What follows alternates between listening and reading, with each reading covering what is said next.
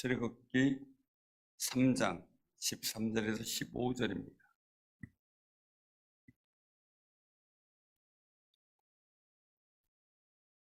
구약 성경 85쪽 출애굽기 3장 15절부터 봉독합니다.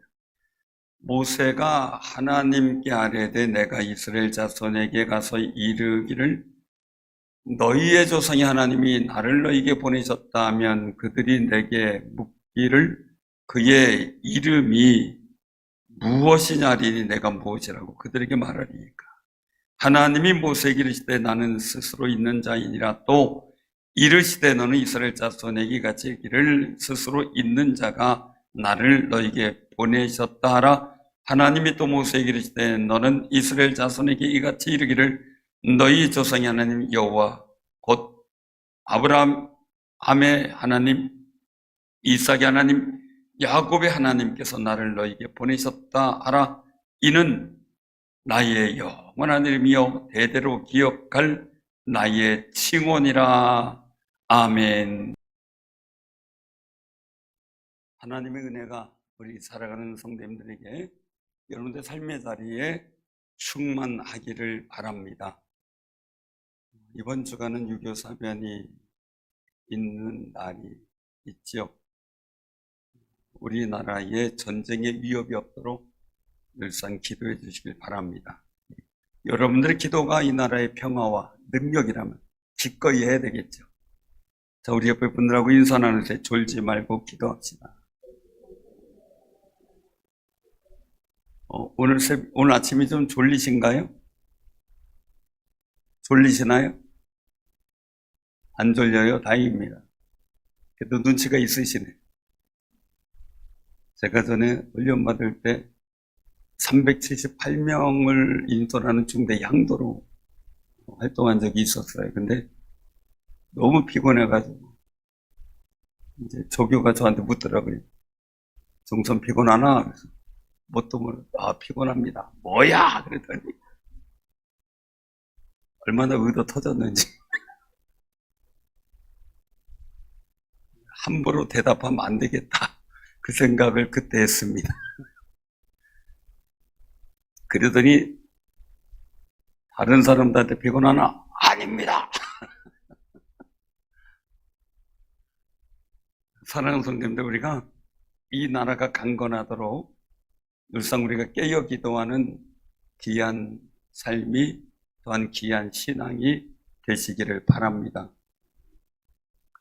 1950년 6월 25일부터 53년 7월까지 약 3년 1개월간 한반도에서 일어난 것을 6.25 전쟁이다 이렇게 표현합니다. 사실은 6.25 사변이라는 표현이 맞다는 말이 그동안 있었습니다. 왜냐하면 국가 간의 전쟁이 아니었기 때문에 한 집단이 일으킨 일이었기 때문에 사변이라는 해석이 더 많았기 때문에 그동안 사변이라는 용어로 사용되었습니다. 그런데 이 남북한은 물론 미국을 비롯한 여러 자유주의 진영 국가와 소련과 중국을 비롯한 공산주의 진영 국가가 참전한 국제전쟁이 되어버렸죠. 근데 요즘에 조금 달라진 게 있다면 아이들 가르치는 길자나 모든 일들을 보면 그 어린이 백과에도 보면요. 자본주의와 공산주의와의 전쟁으로 얘기를 합니다. 아닙니다. 자유민주주의와 공산주의의 전쟁입니다. 마치 우리나라를 폄하하는 용어로 사용하고 있는 거죠. 중요한 것은요. 1950년 6월 25일 새벽 중무장한 북한군이 북위 38도선을 넘어 전면적인 공격을 합니다. 그때 이제 유엔에서는 북한의 남침을 침략행위로 규정하고 그리고 이북으로 38도선 이북으로 물러갈 것을 요구했지만 계속해서 남침을 벌입니다. 우리는 응전할 준비가 갖고 있지 않아서 그냥 탱크에 밀려 속절없이 남쪽으로 낙동강 너머까지 밀리고 말았던 겁니다. 근데 요즘의 젊은 세대를 보면 이게 6.25 전쟁이 남침이냐 북침이냐를 이야기하는 그런 경우를 보게 됩니다. 분명한 남침이지 북침이라는 얘기가 우리는 전쟁할 준비가 하나도 안 되었던 때인데 무슨 북침이 될 수가 있겠습니까? 소련과 중국의 도움으로도 빠르게 군사력을 키워 전쟁 준비를 해온 북한이 전쟁을 시작한 지 3일 만에 서울을 점령합니다. 그때 우리는 쉬고 있었던 일요일이었습니다. 8월에는 부산을 제한 남쪽 대한민국이 대부분이 다 전쟁으로 인한 완전히 북한 땅으로 넘어갔던 상황입니다. 그래서 낙동강 전선에서부터 반격을 시작했고 9월 15일에는 인천 상륙작전이 시작돼서 전세가 역전이 됩니다. 북한이 불리해지자 나온 태도는 전쟁이 시작한 지 1년 만인 1951년 6월에 소련을 위시로 해서 유엔 대표를 통해 휴전을 제의합니다. 전쟁을 벌여놓고 불리하니까 그렇게 되죠. 그 결과 휴전이 계속 협의가 되다가 1953년 7월 27일에 휴전협정이 이루어지게 된 거고 전쟁이 멈춰지게 된 겁니다. 이 휴전협정에는 휴전을 반대하는 이승만 대통령과 우리나라 대표는 참석하지 않았다고 합니다. 그런데 이 3년 1개월간 걸쳐 이어진 6.25 전쟁, 우리나라에 지대한 피해를 가져다 주었죠. 450만 명의 사람의 목숨이 잃었고 다쳤고 1000만 명의 이산 가족이 생겼고 그나마 있던 공장, 도로, 산업시설이 다 파괴가 됐죠. 사실 그 당시에는 38도선 이북이오 신도 잘 살았다고 합니다. 이유는 일본이 이제 중국을 점령하기 위해서 모든 군사시설, 생산시설을 북쪽에다가 다 시설을 갖춰놨기 때문에 그렇다고 합니다. 일제시대를 거쳐서 6.25 사변이 일으키기까지 생명의 위협을 느끼면서도 하나님께 이 나라의 평안을 위해 전쟁이 멈춰지길 위해 해방되기 위해 기도하며 눈물 뿌리며 금식하고 섬기며 헌신하던 우리의 믿음의 선조들이 있습니다. 그 기도의 열매를 우리가 먹고 있다는 사실을 기억하며 우리도 우리 후대에 복 있는 나라를 물려주기 위해서 깨어 기도하는 귀하고 복 있는 믿음의 선조로 세워지시고 그리고 하나님 앞에 기억되는 귀한 삶이 되시기를 바랍니다. 이 이스라엘 민족의 구원의 역사가 시작되는 시점입니다. 오늘 본문 말씀 말이죠. 그런데 이들의 일들 속에 나타난 것은 뭡니까? 출애굽기 2장 23절 위에 보면 하나님이 이스라엘 민족이 고통스러운 노예된 삶을 보았습니다. 그리고 그들이 노예 생활하면서 부르짖고 하나님 앞에 탄원하던 그 기도 소리가 하나님께 들리기 시작합니다. 그리고 하나님이 아브라함과 이삭과 야곱에게 세웠던 언약을 떠올리시면서 그 언약을 지키기 위해 이스라엘 자손을 돌보시기 시작한 시점이 바로 출애굽기 2장입니다. 그 일들을 위해서 이제 오늘 하나님께서는 모세에게 나타나신 겁니다. 떨기나무 불이 붙어서 타고 있습니다. 그런데 보통 떨기나무는요, 이게 이제 개나리과 같은, 개나리 나무 같은 관목을 말해요.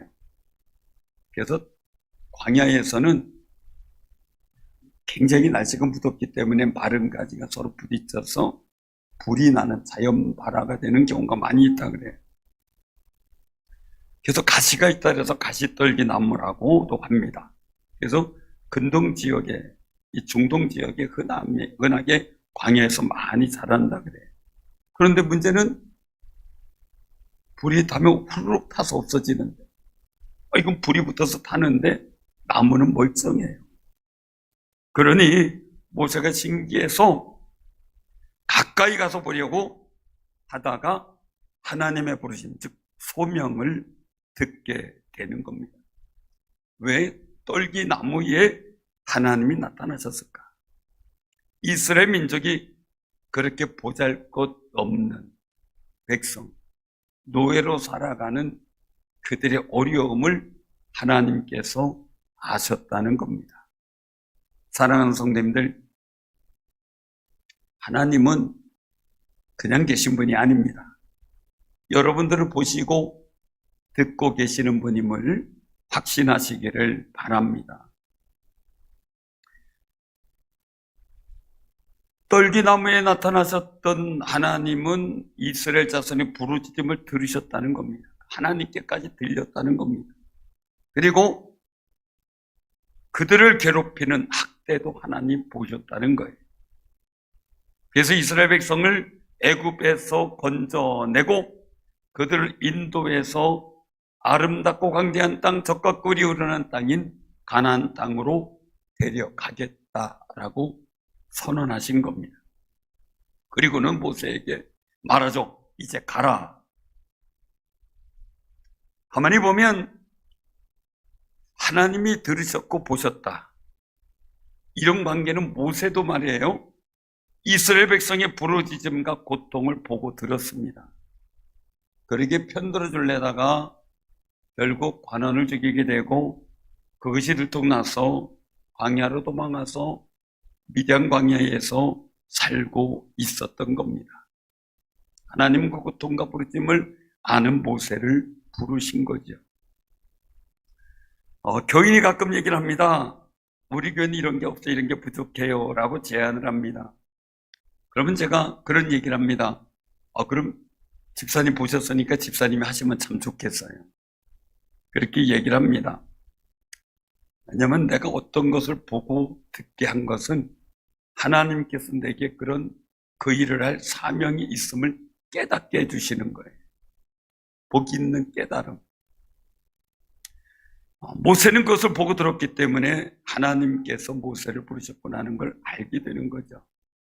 출애굽을 시키라고 소명받은 모세가 어이없어 항변합니다. 내가 누구기에 바로에게 가며 이스라엘 자손을 애굽에서 인도해 내리까? 라는 항변입니다. 어떻게 보면 하나님, 내가 애굽의 바로 왕의 왕자였을 때 불렀으면 얼마나 좋겠습니까? 그렇죠? 잘 됐을 때 불렀습니다. 그런데 이제는 미디안 광야에서 양치기로 있는 모세를 부른 겁니다. 심지어 모세는 이야기를 하죠. 4장 10절에 보면 오 주여, 나는 본래 말을 잘하지 못하는 자입니다. 주께서 주의 종에게 내리신 주의 종에게 명령하신 후에도 역시 그러하니 나는 입이 뻣뻣해서 혀가 둔한 자입니다.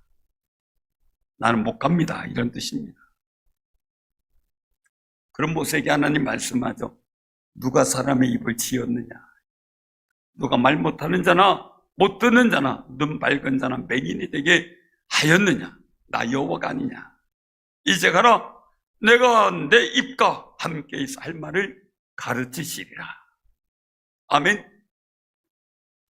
한번 따라요. 보내시면 능력도 주신다.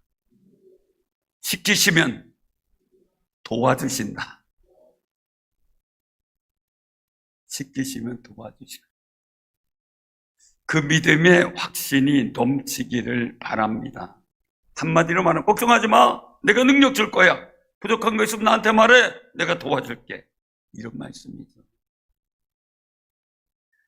자신 없어하는 모세에게 하나님의 약속은 3장 12절에 나오는데 내가 반드시 너와 함께 있으리라 라는 말씀입니다. 그리고 말씀하죠. 내가 내려가서 그들을 애굽 손에서 건져내겠다.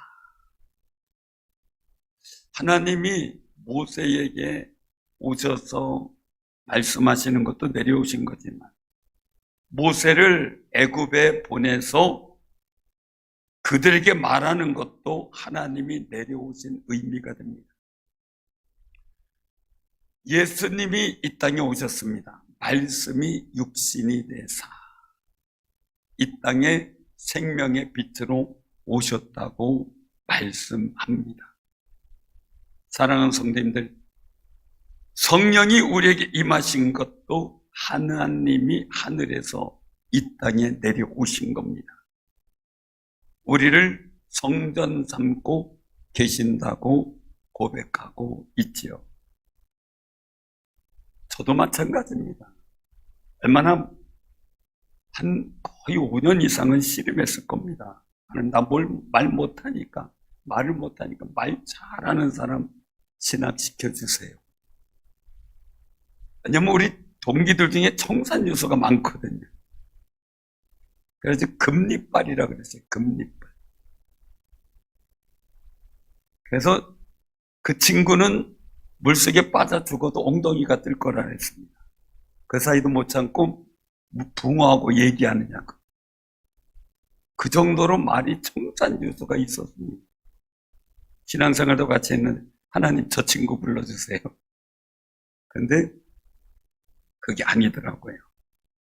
결국은 2년 동안 다 부르짖었는데 훈련시키더니 말을 트이게 하더니 말하게 하시더니 이제는 설교를 하게 하시더라고요. 친구들이 보면 저한테 이상하답니다. 그렇게 말 못하더니 어떻게 설교를 하냐고.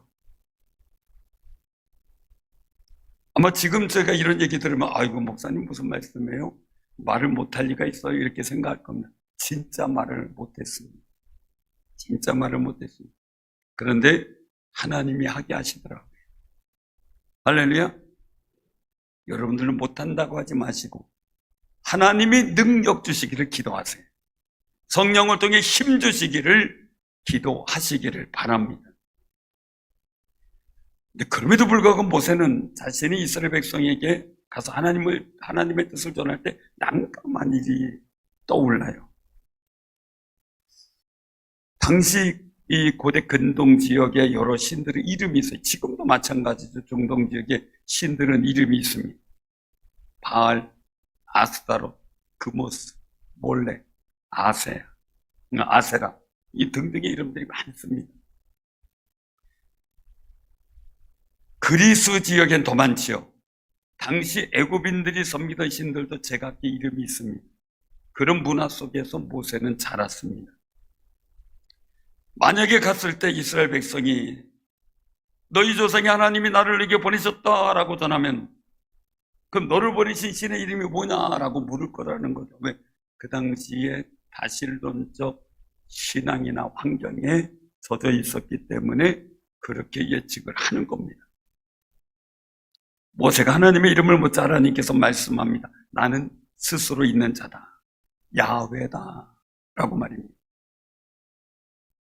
근데 이 이름에는 나는 영원히 존재하는 자존자다. 스스로 존재한다. 이런 의미가 담겨 있습니다. 사실 이게 이름이 아니라 하나님의 이름은 없다라는 게 정답입니다. 왜요? 이름은 스스로 짓는 게 아닙니다. 그건 호라고 얘기를 하죠. 누군가 지어줘야 돼요. 부모가 지어지든 그리고 누군가에 의해서 지어지든 말이죠. 사실 그래서 그 이름이 굉장히 중요하다고 보죠. 그래서 이름도 하나님의 이름으로 축복과 권위 있는 위치에 있는 사람이 짓는 것이 좋다는 겁니다. 점쟁이들도 이름 짓잖아요. 점쟁이들이 이름 지면요, 여러분들 그 이름값 비쌉니다. 점쟁이 이야기입니다. 식당 이름 하나 줘도 3천만 원 받는데 잘 걸리면 1억이 넘는데 이름만 져주는. 그래서 어디 이름 내가 져줬다고 얘기를 합니다. 그러니까 3개월 동안 6명 손님 받았는데도 괜찮답니다. 그게 점쟁이들의 이름입니다. 이름값이죠. 누군가에 의해서 이름이 져집니다. 피조물의 존재는 창조주위에서 지어집니다. 그래서 아담에게 모든 짐승의 이름을 짓게 하셨죠. 하나님은 그런데 창조주십니다. 스스로 존재하십니다. 어떤 것에도 구속받지 않으십니다. 만물을 주관하시는 이 세상의 제1원인이십니다. 제1원인이라는 얘기는 출발, 근본이라는 이야기인데 철학적 용어입니다. 하나님은 대체 아무것도 없던 무의 상태를 유의 상태, 즉 있는 상태로 만드셨습니다. 창조입니다. 그래서 모든 것을 만드신 스스로 있는 자라는 말씀을 하신 겁니다. 그래서 하나님의 본질과 완전함이 창조주라는 존재감을 드러낸 게 바로 스스로 있는 자입니다. 사랑하는 성도님들, 창조의 역사 같은 일처럼 애굽에서 종되었던 이스라엘 민족을 데리고 나오는 건 창조적 역사와 같습니다. 이스라엘 민족의 구원의 역사를 이루어가 노예를 한 나라를 주관하는 주권자로 삼기 때문입니다. 그래서 출애굽할 때 10가지 재앙을 일으킨 것은 애굽에 있는 신들에 대해서 하나하나 무력화시킨 것이 되고, 그 속에서 이스라엘 백성들은 하나님의 백성으로서의 정체성 내진 자긍심을 심어준 겁니다. 아무런 소망이 없었던 이스라엘 백성들의 마음에 가나안 땅을 향해 비전을 품게 하자고 인도하셨습니다. 사랑하는 성도님들, 우리나라도 일제시대 36년 지나고 6.25 사변이라는 그런 시기를 보내면서 어떻게 보면 떨기나무처럼, 또한 이스라엘 백성의 노예 생활처럼 아무런 희망도 소망도 없었던 그런 모습이었던 겁니다. 그런데 가나안 땅으로 이스라엘 민족을 인도하셨던 이 나라의 민족을 한강의 기적이라고 칭할 만큼 놀라운 기적된 역사를 만들게 하셨습니다. 그 뒷면엔 믿음의 선조들의 기도와 헌신이 있었고, 교회를 세우기에 자기의 논밭을 팔며 집을 팔며 교회를 세우기에 열정적이었던 그들의 신앙심에 의해서 이 나라, 이 민족은 지금 이 시대를 누리게 되었다는 겁니다. 어떤 분이 이야기를 합니다. 참 좋은 시대, 너희들은 참 좋은 시대다 라고 얘기를 합니다. 지금 80, 90대 되신 분들은 그래도 좋은 시대를 눈으로 보고 누립니다. 그런데 그 이전 세대는 이 시대를 보지 못했다는 겁니다. 사랑하는 성도님들,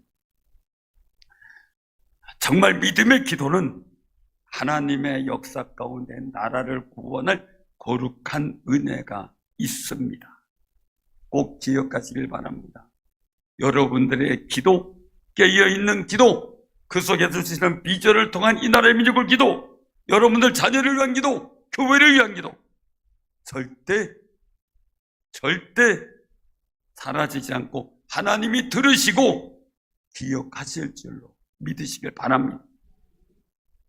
우리는 믿음의 선조들에 의해서 지금의 삶을 누린다면 우리 후대의 후손들에게도 우리의 기도를 통해 복 있는 나라가 물려주기는 아름다운 역사가 있기를 위해 기도하시기를 바랍니다. 스스로 존재하시는 하나님은 믿음으로 살아가는 우리에게도 놀라운 구원의 은총을 보여주십니다. 하나님의 사랑을 외면하며 죄의 종으로 살아가던 우리를 예수님의 십자가의 보혈로 죄와 사망에서 구원하여 주셨습니다. 한때 20세기에 발명품으로 지우개를 선정을 했습니다. 얼마나 지우개가 좋은지 모릅니다. 옛날 연필로 쓸 때 잘못 쓰면 지울 수도 있잖아요. 얼마나 좋은지 몰라요. 그런데 요즘 세제들은 굉장히 많이 고급화되었죠. 세탁기에 그냥 넣고 비비지 않아도 그냥 저절로 되고 말이죠. 아무리 와이셔츠 카라에 때가 타도 발라놓고 그냥 던져서 세탁기 넣으면 다 깨끗하게 되니 기가 막히죠. 그래도 예수 그리스도 보혈만큼 우리를 희귀하게 거룩하게 만드는 지우개는 없습니다. 그 예수님의 보혈로 사망에서 구원해 주시고 죄에서 씻어 주신 그 은혜, 그 하나님의 거룩한 은혜를 기억하며 사는 귀한 삶이 되시기를 바랍니다. 스스로 계신 하나님께서 창조의 능력으로 우리를 영생과 거룩한 하나님의 백성으로 회복시켜 주셨습니다. 우리를 종으로 삼으려는 애국과 같은 세상을 예수의 이름으로 이기고 주님이 보여주신 영원한 천국을 품고 소망 가운데 살아가는 귀한 승리자들 되시기를 바랍니다. 모세에게 하나님의 자존성을 알려주신 뒤 이스라엘 자손에게도 전할 것을 하나님 명하십니다. 그들이 섬기던 우상들은 그저 인간의 수준으로 만들어낸 신입니다. 오직 인간의 복을 위해 자기 스스로 만들어낸 것들이죠. 조각하고 부어 만든 것들입니다. 우상은 인간들이 만들어낸 신앙 속에서 자존성을 드러낼 뿐이지 창조의 능력이나 말을도 못하고 싸우지도 못하는 겁니다. 들었던 분도 있겠지만 제가 학생 시절 속에 들었던 설교 중에 우리 그때 지금은 이제 도천하셨는데 그 당시에 우리 부장 집사님이 하시던 설교가 지금도 생각납니다.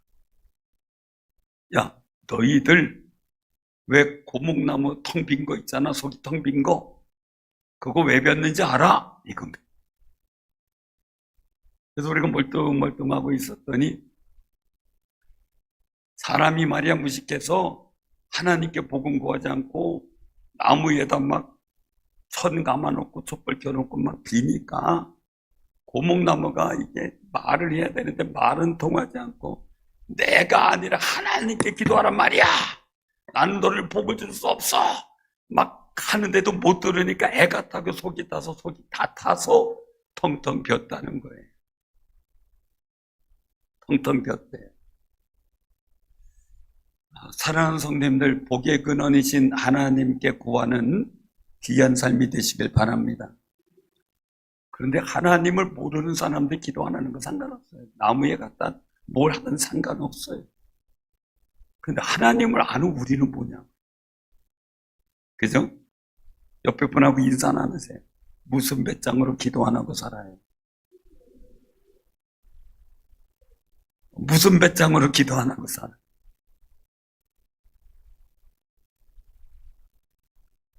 하나님은 이 모든 우상과는 달리 자종하심, 영원하심을 스스로 있는 자라는 말씀과 함께 세상에 모세를 통해 드러내 보이신 겁니다. 사실 이스라엘 백성들도 그렇고요, 피조된 우리 인간의 머리로는 하나님의 자존성을 이해할 수가 없습니다. 하나님이 창조해 주신 이 머리, 두뇌는 우리가 평생 써도 5%밖에 못 쓴다 그러죠. 많이 쓰는 사람이 아인슈타인 같은 사람이 10%, 15% 썼다 그래요. 그러니 하나님 만드신 이 머리도 다 못 쓰면서 무슨 지혜로 하나님을 이해할 수 있겠습니까? 유한한 존재인 우리는 무한한 존재이신 하나님을, 그 존재를 이해할 수 없습니다. 하루살이가 내일을 알까요? 아무리 설명해줘도 모를 겁니다. 1년생 곤충한테 내년이라는 얘기를 해볼까요? 알까요? 아무리 설명해줘도 모를 겁니다. 우리는 전국과 하나님을 믿는 믿음이 있음에 감사하시기 바랍니다. 성령께서 주시는 믿음입니다. 믿음은 선물입니다. 그 선물을 우리가 받았습니다. 그래 열심히 믿으세요. 열심히 믿음을 갖고 사셔서 믿음의 역사를 나타내는 귀한 삶이 되시기를 바랍니다. 스스로 있는 자, 이 얘기는 모두 우상들과는 다르다라는 겁니다. 오직 한 분이라는 겁니다. 우리가 복음을 전할 때 전할 건 뭡니까? 오직 유일하신 하나님을 전해야 됩니다. 스스로 있는 분입니다. 우리를 구원하실 분도 오직 예수입니다. 예수 이름 외에 다른 이름을 우리에게 주지 않으셨습니다. 우리를 성전 삼고 계시는 보혜사 성령도 한 분이십니다. 성령님께서는 우리를 보호하시고 인도하십니다. 우리는 이 세상에 있는 모든 존재가 우연이 아닌 하나님의 계획과 섭리 가운데 창조되었다는 사실, 부르시고 나를 부르셔서 이곳에 예배드리게 하고 하나님을 섬기게 하셨다는 그 사실을 믿고 하나님을 찬양하는 귀한 삶이 되시기를 바랍니다. 우리가 경배할 분은 오직 하나님 한 분이십니다. 사실 아브라함, 이삭, 야곱이 섬기던 하나님이 모세와 이스라엘 백성을 찾아오셨어요. 민족의 선조들을 인도하시고 도와주셨던 그 하나님, 이스라엘 백성이 찾아오셨어요. 저도 우리 자녀들에게 늘 말하길 좋아합니다. 나와 함께 하셨던 하나님, 나를 인도하신 하나님, 그 하나님이 너를 인도하시기를 소원한다 라는 믿음을 꼭 줍니다. 조상들에게 언약하셨던 하나님, 그것을 후대에 이루어 주십니다. 여러분들 기도하고 헌신하고 섬김 속에 하나님의 언약을 주신 그 은혜가 여러분들 자녀들에게도 이루어질 줄로 믿으시기를 바랍니다. 이스라엘 백성을 구원하시는 언약을 이루시려고 떨기나무 같은 볼품없는 이스라엘 백성에게 내려오신 하나님, 어떻게 보면 애굽에서 가장 어려운 시기를 보내고 있는 이스라엘 백성, 가장 아픔과 정말 힘든 시기를 보내는 거죠. 어느 정도였냐면요, 벽돌을 찍는데 모세가 가서 이제 얘기를 하니까 얘들이 정신 못 차렸구나 하고, 이제 전에는 지푸라기는 지붕 공급해줬는데 그걸 썰어놔서 진흙만 해서 만들었으면 되는데 너희들이 정신 못 차려서 여유가 있어서 그렇구나 하고선 이제는 너희를 지푸라기도 들여가서 채취하다가 그걸까지도 만들어서 벽돌을 찍으라 한 겁니다. 근데 어느 정도냐면요, 내가 하루 찍어낼 벽돌 분량이 있는데 다 찍지 못합니다. 그 자리에 그 자녀를 대신하겠습니다. 만드는 게 아닙니다. 자녀를 벽돌로 사용했다는 겁니다. 그러니 그들이 얼마나 피눈물 흘리면서 그 노동을 했을까라는 겁니다. 그런 시기를 보내고 있는 이스라엘 백성에게 하나님께서 긍휼하신 은총의 손을 내밀고 계셨던 겁니다. 이제 이스라엘 백성들은 그 언약을 기억하며 하나님의 손을 붙잡아야 되겠죠. 그 손을 붙잡기까지 시간이 걸렸습니다. 우리도 마찬가지입니다. 여러분들이 일생의 어두운 터널을 보내시고 있습니까? 우리나라가 어둡다고 생각을 합니까? 이럴 때 우리도 하나님의 언약 속에 있음을 알고 하나님의 손을 붙잡는 귀한 성도님들이 되시기를 바랍니다. 우리 인생의 길이 평탄할 때가 있고 끝없는 어둠의 터널을 지날 때도 있습니다. 그럴지라도 지금 우리의 사는 이 시대 속에 살고 있는 어두움의 터널이 아무리 깊다고 해도 6.25 사변을 경험하신 분들, 일제시대를 경험했던 그분들보다 어려운 터널이겠습니까? 어두운 터널이겠습니까? 답답한 터널이겠습니까? 사랑하는 성도님들, 그래도 지금 우리는 이 좋은 세월 속에 누리고 있습니다. 어느 어르신한테 물어봤습니다. 천국 빨리 가시면 좋겠죠? 천국 좋지요. 오늘 밤 당장 하나님이 부르시면 너무 좋겠지요. 그랬더니 부흥하다 그랬더니 이분이 아무 말도 안 해요. 왜요? 싫어요? 그랬더니 거기 썰레해요. 아니 왜 천국 가는 게 싫으세요? 그랬더니 목사님 먹고 싶은 게 너무 많아서요. 좀 더 먹고 가야 되겠어요. 연세가 80이 넘으셨는데도 그렇게 하시더라고요. 이 좋은 시대에 살고 있는 우리 믿음의 선조들의 기도에 빚을 지고 있습니다. 사랑하는 성도님들, 우리는 때로는 힘들고 어려운 속에서 하나님이 존재하시는가, 나를 사랑하시는가, 나를 버리신 것 아닌가 의심이 들 때도 있습니다. 그러나 하나님은 단 한 번도 우리를 버려두신 적이 없다고 말씀합니다. 우리를 향한 언약을 잃어버린 적도 없다고 말씀하십니다. 모진 고난 가운데서 있었던 요셉, 그도 노예의 삶을 살았지만 요셉의 삶 속에서도 하나님은 늘 동행하셨고, 그리고 또한 그에게 능력을 주셨습니다. 성령님을 통해 우리와 함께 하신 하나님, 조상들과의 언약을 기억하셔서 이스라엘 백성을 포기하지 않는 하나님의 거룩한 손이 우리에게 있음을 확신하시기를 바랍니다. 우리가 어떤 삶에 있든 사랑의 눈으로 보시며 우리의 기도를 들으시며 강한 사랑의 손, 능력의 손으로 우리를 붙잡고 계십니다.